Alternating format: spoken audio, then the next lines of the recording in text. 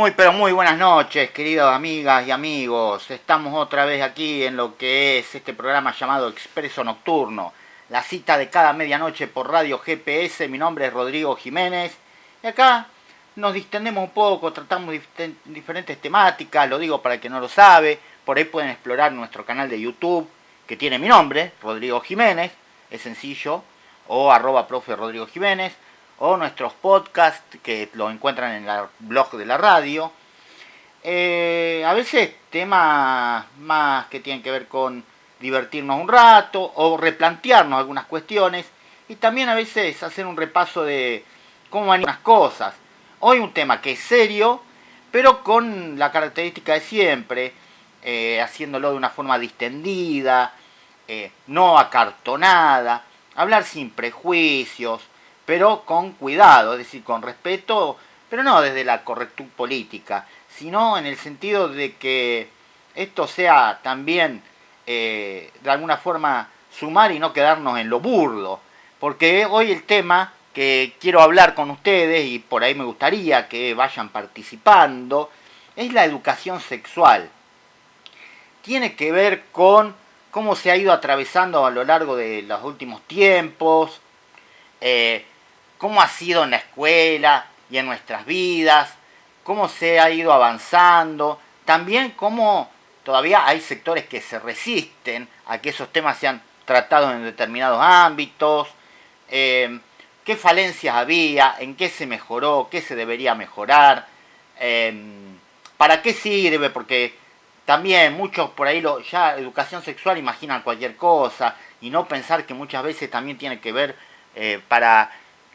o con el cuidado de nuestros niños, de nuestras niñas, por supuesto, porque todo se va enseñando y dialogando y aprendiendo de acuerdo a las etapas. O sea, no es que a los 5 años, 6 se habla de la misma forma que a los 13 o más grandes aún, sino que por supuesto tiene que ver con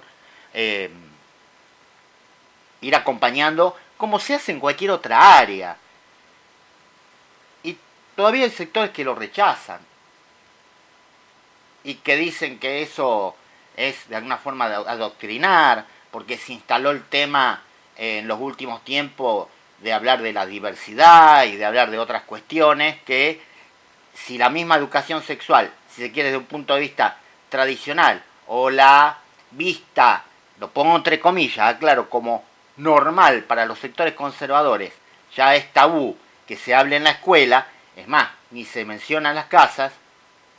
Imagínense donde ya se amplía a, si se quiere, ya no esconder algunas cuestiones. Es uno de esos temas que todos atravesamos, pero que durante mucho tiempo se abordó tarde, mal o directamente no se abordó. Para muchas generaciones fue un silencio incómodo, un tabú que se tapaba con eufemismos, miradas esquivas o frases ambiguas. Y queremos hablar sin golpes bajos ni provocaciones gratuitas, pero también sin hipocresías, porque esto existe desde siempre.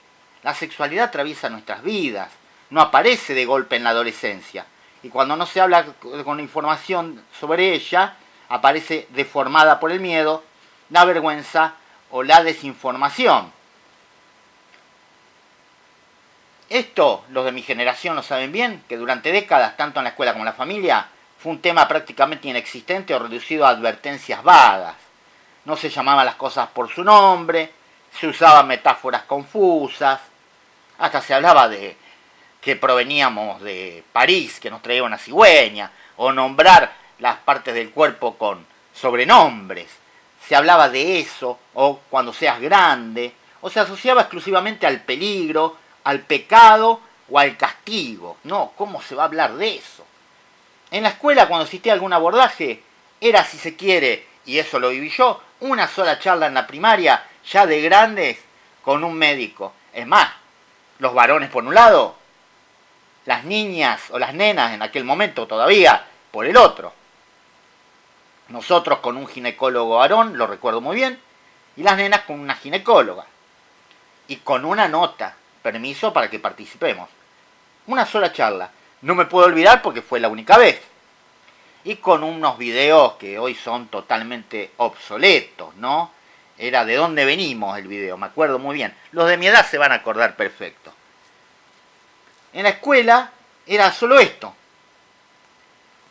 Y muchas veces desconectado de la realidad emocional de los chicos y chicas. Es decir, no se abordaban temas de que permitieron en estos últimos tiempos, que eso también muchos que rechazan que se hable del tema no lo ven, que permitió que muchos niños y niñas pudieran, si se quiere, dar a conocer, descubrir que estaban viviendo algo que no era correcto, que había un familiar o alguien de su entorno que estaba haciéndole cosas que no correspondían.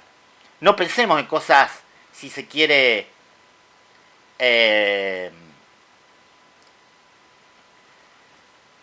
tan profundas o llegar a la violación, por decirlo, vamos a decirlo así, sin metáforas.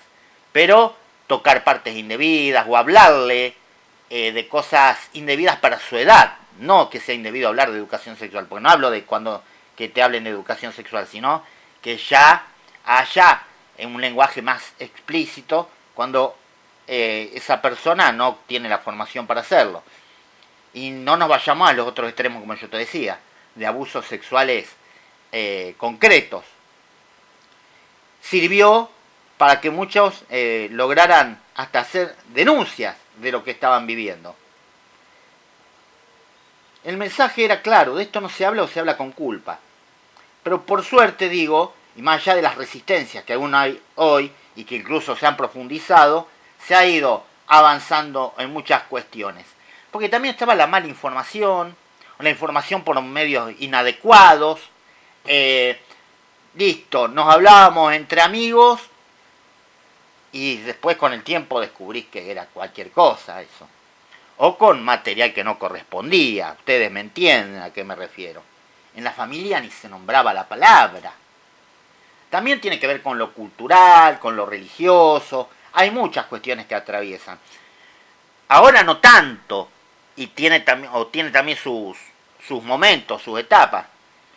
Pero venimos de una sociedad, sobre todo en las comunidades más chicas, donde la iglesia tenía o condicionaba o si se quiere atravesaba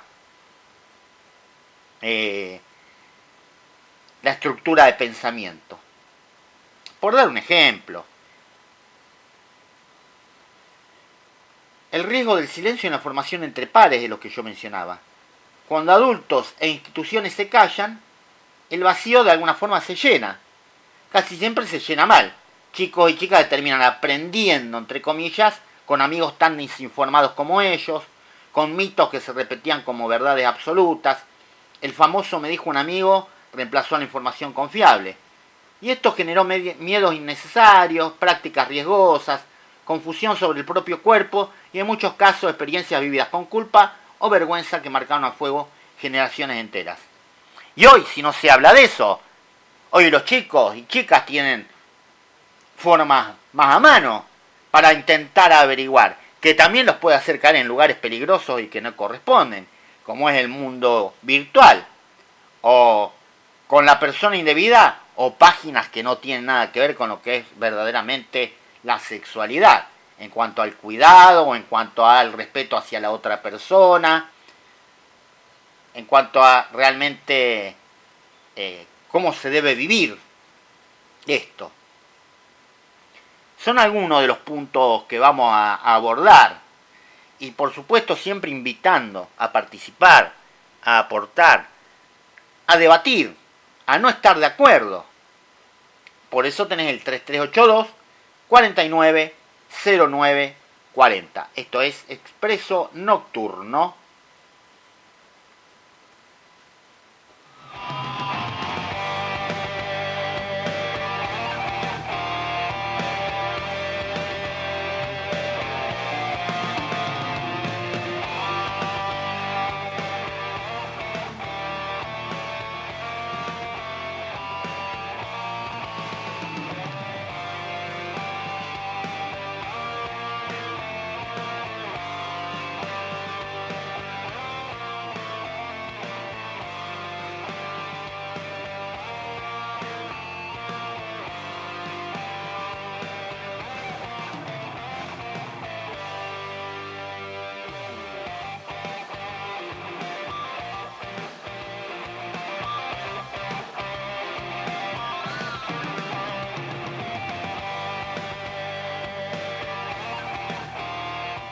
Miren lo que les decía, década 80/90.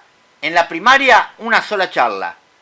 Como les conté antes, varones por un lado, nenas por el otro, con un video totalmente obsoleto, donde no se abordaban cuestiones como las que se abordan hoy, en cuanto a cuestiones que son inapropiadas o conductas que son inapropiadas. Se seguía hablando con metáforas, eufemismos, ni hablar, mencionar otras formas de sexualidad que no sea un hombre y una mujer. No existía. O sea, incluso vos fijate lo que le puede haber generado una charla en aquel momento a alguien, porque ya estábamos en la preadolescencia, que sentía atractivo, un varón que estaba empezando a notar con preocupación, y digo con preocupación porque eso sucede hasta el día de hoy, que le gustaban los varones, le interesaban más los varones, o una nena que sentía que el interés de ella estaba ahí, en otras nenas, y que en una charla, que supuestamente lo hace una autoridad en la materia, te habla que la sexualidad entre un varón y una mujer. Vos imaginate lo que puede haber sido en ese momento, la culpa con la que cargas, y en el contexto de una sociedad que también eso lo veía mal en su mayoría, no digo todo. Y en la educación secundaria yo siempre cuento lo que a uno le tocó, para ver si ustedes pueden decir, no, en mi caso fue distinto o no. En los primeros años tuvimos biología y después tuvimos una materia que era educación para la salud. Pero también todo medio muy por arriba, por ahí sí ya la utilización de métodos anticonceptivos para evitar enfermedades de transmisión sexual, como puede ser un preservativo, pero nada más, no mucho más que eso. Y tarde, cuando te hablaban de eso, no fue mi caso, pero digo, algunos ya habían tenido su primera relación sexual. Y como decía antes, pues muchos dicen, no, ¿cómo a los 6 años van a tener los chicos educación sexual? Hay material de ese hasta para jardín de infantes. Pero si vos revisás ese material, pues muchos comentan sin haberlo tocado al material, sin haberlo leído, ni siquiera ojeado por arriba. Entiende que educación sexual es, vamos a decirlo sin pelo en la lengua, enseñarle a los chicos cómo se tiene una relación sexual. No. Para los más chiquitos, incluso en los primeros años de primaria, es, por ejemplo, cómo tenés que estar alerta a que te toquen determinadas partes del cuerpo. Siempre aclarando, por ejemplo, porque estamos hablando de nenes y nenas que por lo general, estoy hablando en lo general, que se entienda, lo baña la mamá, es distinto. Pero que sepan que ni un tío, ni un vecino, ni nadie que se acerca a la familia debe tocarte ciertas partes. Llamarlas por el nombre que corresponde, porque si no genera más confusión. Todo el tipo de sobrenombres que se le pone al miembro del nene o a las partes de la nena. ¿No? Todo tipo de sobrenombres. Y eso también confunde. Pero decía, es eso la educación sexual en los más chiquitos. Nada más. No, qué es lo que debe hacer un varón y una mujer en una cama. O en donde sea, pero digo. No, se enseña eso. Cuestiones de higiene, cómo cuidarse, cuándo por ahí avisar que algo no te está gustando. Las señales que por ahí no son las apropiadas. Otro aspecto incómodo pero necesario es decir que, y lo veníamos recién hablando, que ante la falta de educación sexual muchos jóvenes terminan accediendo a material destinado exclusivamente a adultos, como única fuente de aprendizaje. A ver, revistas pornográficas, digámoslo así. Entonces, ese pibe, no quiero reducirlo al varón, pero por ahí es más del varón. De hecho, la industria misma está más hecha para el varón. No estoy diciendo que la mujer no consume eso, pero digo, está más pensada para el varón que para la mujer. Entonces ahí se aprende, entre comillas por supuesto, que aquello que en realidad es incorrecto y hasta abusivo no es tan malo. Si esta revista muestra que no, o un video muestra que no. No se educa, se distorsiona, presenta una sexualidad irreal, sin afecto, sin consentimiento explícito, sin cuidado, sin diversidad real de cuerpos y emociones.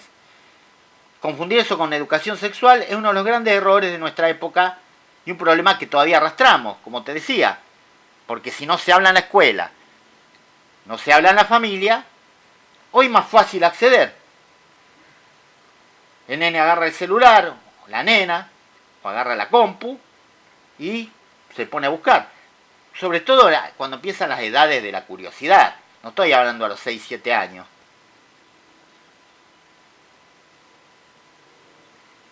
Pero con el paso del tiempo también hay que decir que la escuela comenzó a tener un rol más activo. La ESI, que es la educación sexual integral, buscó correrse del enfoque exclusivamente biologicista o preventivo para incluir también, como te decía, las emociones vinculares y sociales. Lo emocional también.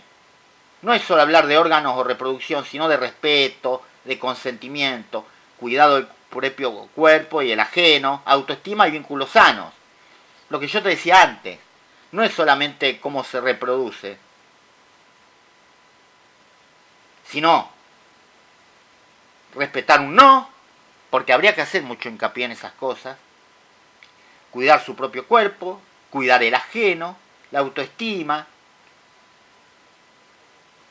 es decir, crear relaciones sanas con el otro. Este camino fue sencillo porque toca las fibras más profundas de la cultura, de lo religioso, de las creencias familiares, lo ideológico, sectores más conservadores que todavía se oponen. Se generan resistencias. Ni hablar en las instituciones educativas que son religiosas, que consideran que estos temas deben tratarse exclusivamente en el ámbito de la familia o directamente no tratarse. El problema aparece cuando ese no tratar deja a niños y adolescentes desprotegidos. La discusión no es si la sexualidad existe o no, sino quién acompaña ese proceso y con qué herramientas. Negar el tema no lo elimina, es evidente que lo convierte en más peligroso. Muchas familias no se oponen por maldad, sino por miedo, por tabúes. Como también hay que estar alerta a aquellos que furibundamente se oponen. Y vos decís, yo lo veo mucho en las redes, a ver, estamos hablando de personas que no conozco, pero veo que opinan con una furia, que a los chicos se le hable de sexualidad, y vos decís, a ver, flaco, ¿qué miedo tenés? Porque también, a ver, no siempre caer en que es el motivo. Como digo antes, en muchas familias es por conservadurismo, miedos, son muy religiosas, les da vergüenza que su hijo, y hasta es entendible por ahí, que su hijo de 6, 7, 8 años esté en la escuela recibiendo información sobre educación sexual. Más allá de todo lo que aclaramos de qué se trata en esas edades. Pero también, en algunos casos te hace ruido. Y yo sé, ¿por qué este flaco, este tipo, no quiere que nadie a sus hijos le hable de educación sexual? A veces reaccionan de una forma que hasta es sospechosa. Al menos me sucede a mí. No sé ustedes, ante la lectura de esos comentarios tan furiosos o de haberlos escuchado, no les generó lo mismo. De mirar con desconfianza y decir, che, por dentro vos, ¿y por qué a vos te jode tanto que a tu hijo o a tu hija le enseñen qué está bien y qué está mal? Pero también Está el miedo a no saber cómo explicarlo, a decir algo mal, a adelantar etapas. Esto ya hablamos cuando, si se puede plantear o cómo plantearlo dentro del seno familiar exclusivamente. La evidencia muestra que hablar de educación sexual de manera adecuada no incita, sino que protege. Porque también está eso, que es una incitación a que desde muy temprana edad los chicos y las chicas tengan su práctica sexual. No se incita, se van acompañando las etapas de desarrollo. Genera confianza, permite preguntar, evita abusos y ayuda a reconocer límites. El silencio, en cambio, deja a los chicos solos frente a un mundo que no siempre los cuida. Es así. Bueno, vamos a seguir con este programa de medianoche en donde debatimos o por ahí compartimos diferentes temas.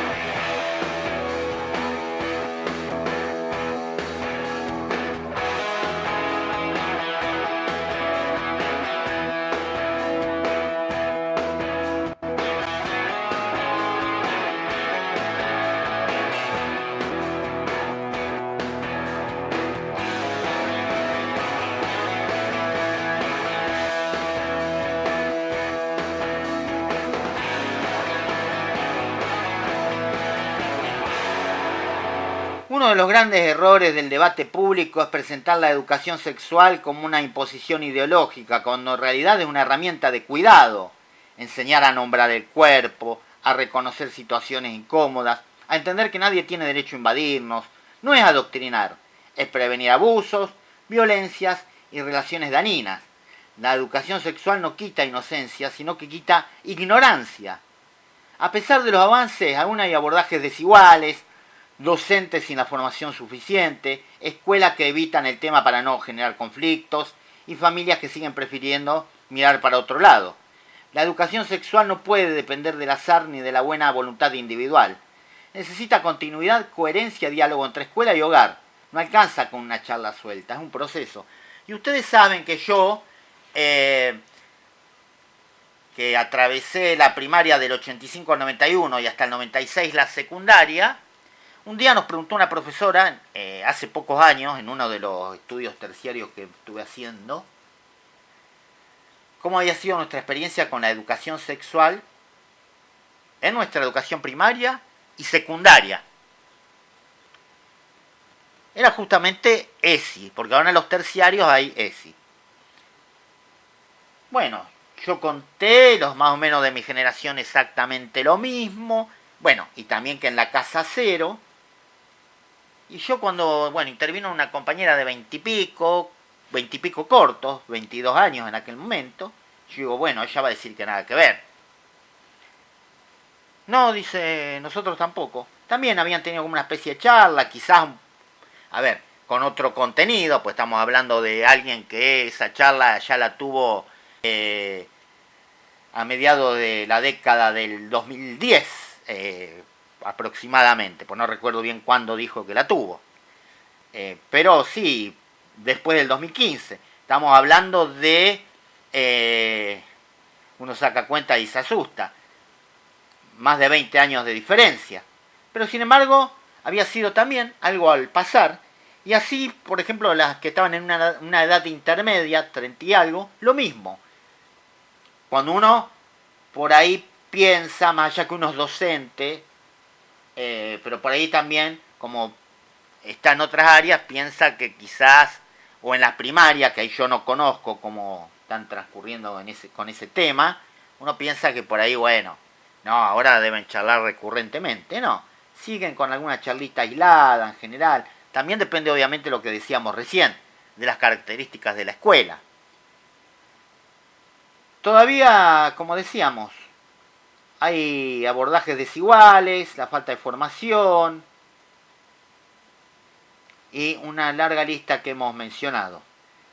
Y reiterar que hablar de educación sexual no es pérdida de valores, sino de construirlos. Porque a su vez también uno se formaría, digo porque uno no lo tuvo, en decir, en conocer qué le molesta al otro. Yo me pongo en el lugar de varón. Por ahí es esquemático, pero como en una sociedad machista, más allá de todo lo que se diga, y lo sigue siendo, realmente es el varón el que suele incurrir en estas cuestiones de la no aceptación, pero es otra palabra que quería utilizar. Del no de la otra persona, de la voluntad. Y por ahí también es interesante esto, educar al varón desde chiquito, a ver, que hoy lo veo mucho y lo tratamos en Entre Líneas ayer, de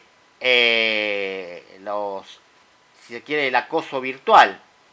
Porque justo una mujer que tengo en mis contactos estaba de quejarse que ese día la estaban volviendo loca y que es recurrente. Y no lo justifica a esos tipos, que ya no le pueden echar la culpa a que no tuvieron ESI a los 6 años.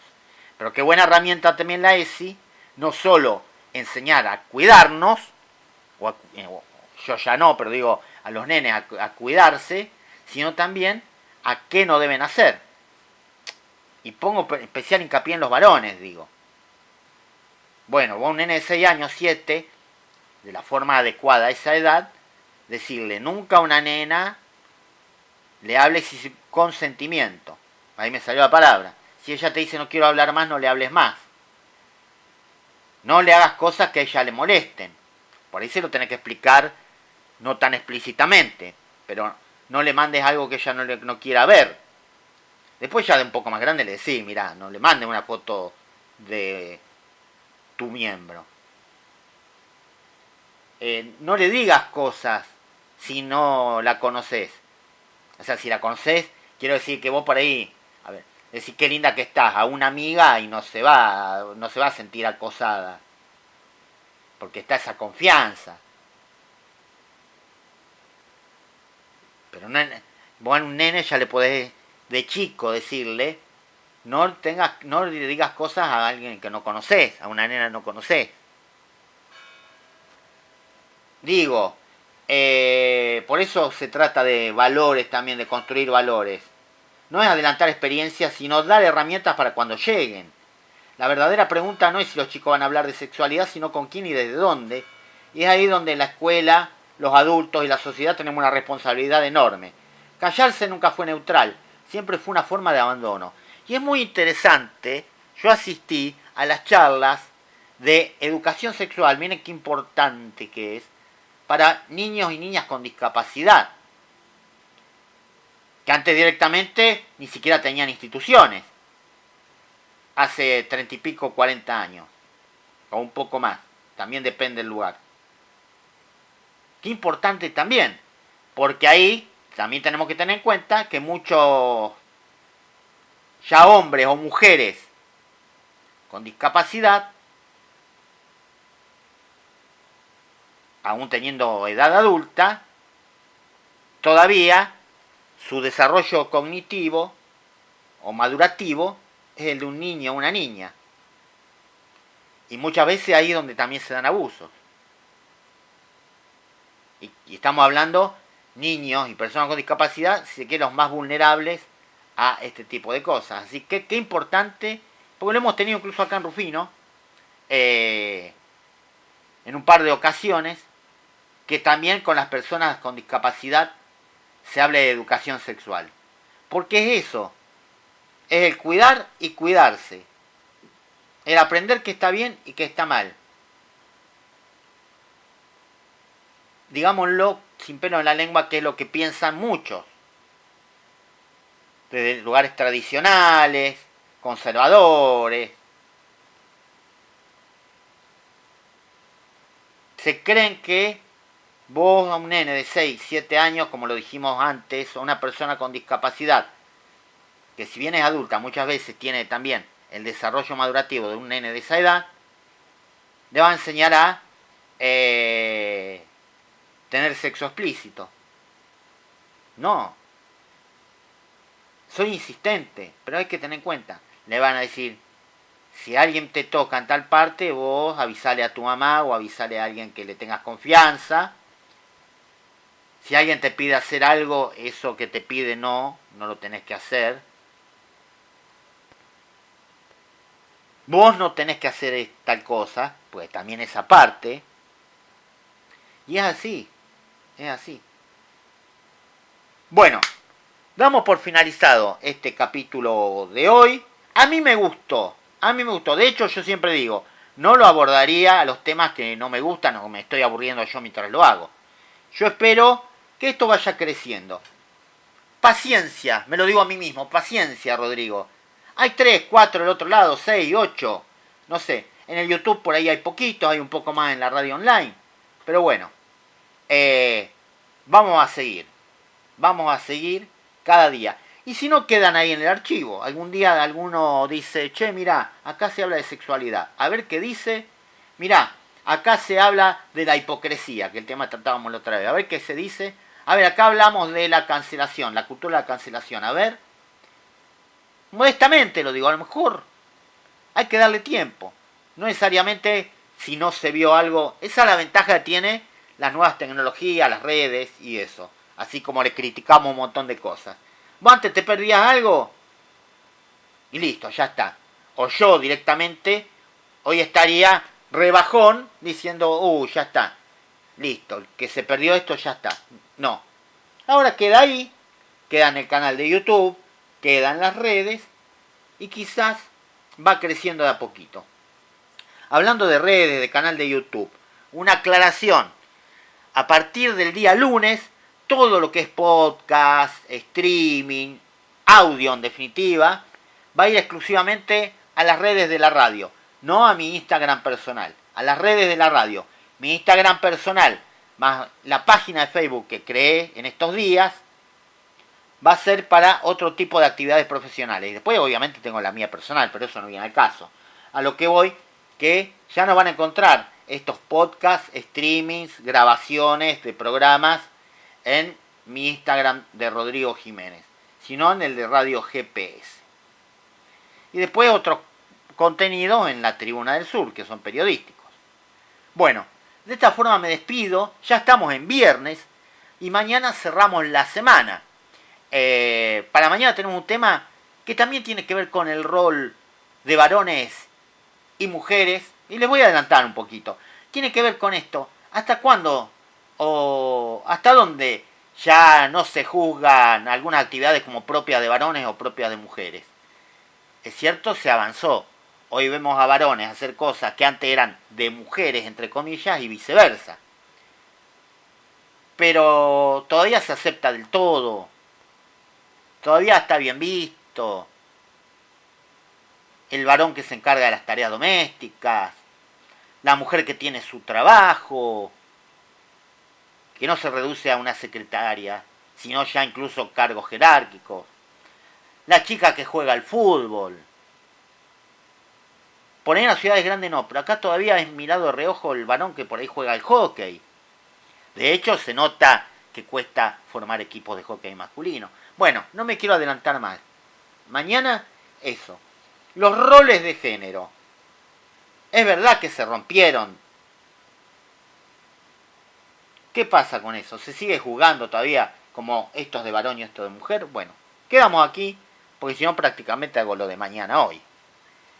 Y no es justo. Les mando un abrazo enorme.